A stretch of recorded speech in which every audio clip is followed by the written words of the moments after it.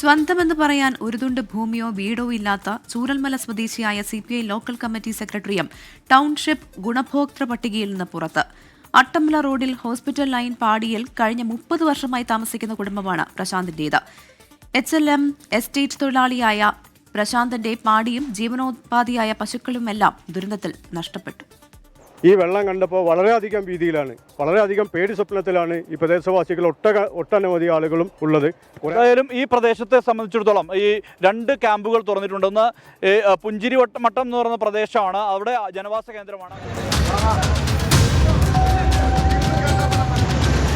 ദുരന്തത്തിന്റെ മണിക്കൂറുകൾ മാത്രം മുമ്പ് അട്ടമല റോഡിലെ പാടിയിൽ നിന്നിറങ്ങി വന്ന പ്രശാന്ത് 24 വാർത്താ സംഘത്തോട് കനത്ത മഴ നൽകുന്ന ആശങ്ക പങ്കുവച്ചു.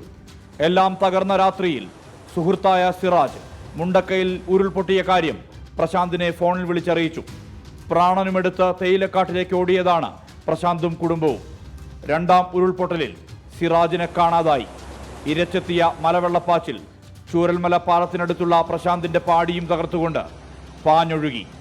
CPI ലോക്കൽ കമ്മിറ്റി സെക്രട്ടറി കൂടിയായ പ്രശാന്ത് സർക്കാർ നിർമ്മിച്ചു നൽകുന്ന വീടുകളുടെ ഗുണഭോക്തൃ കരട് പട്ടികയിലുണ്ടായിരുന്നു. എന്നാൽ നിലവിൽ പുറത്തു വന്ന പട്ടികകളിൽ നിന്ന് വെട്ടിമാറ്റപ്പെട്ടു.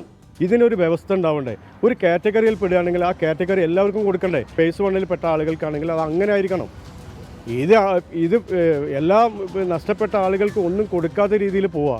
പേര് ഉൾപ്പെടാത്തതിന്റെ സാങ്കേതികത്വമായി അധികൃതർ പറയുന്നത് പഴയ വില്ലേജ് റോഡിൽ അച്ഛൻ്റെ പേരിലുള്ള സ്ഥലത്ത് ലൈഫ് പട്ടികയിൽ നിർമ്മാണം തുടങ്ങിയ വീടാണ്.